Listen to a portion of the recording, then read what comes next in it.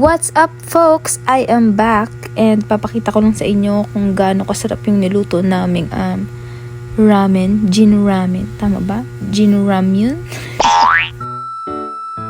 Kung makikita nyo ay inilalagay na nga ang enoki mushroom.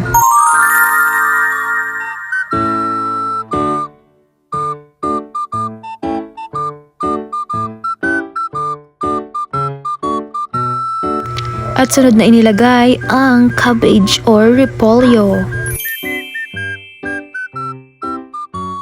Ngayon ay inilalagay na ang crab sticks.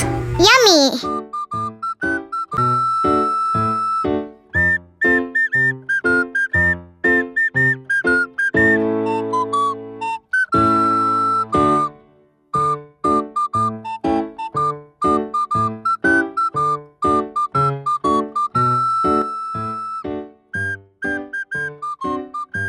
At inilagay na nga ang mahiwagang seasoning na talaga namang pampalasa ng ating ramen.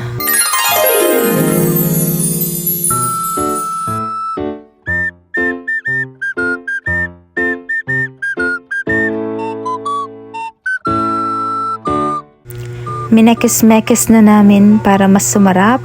At ayan na, lalagyan na siya ng boiled egg.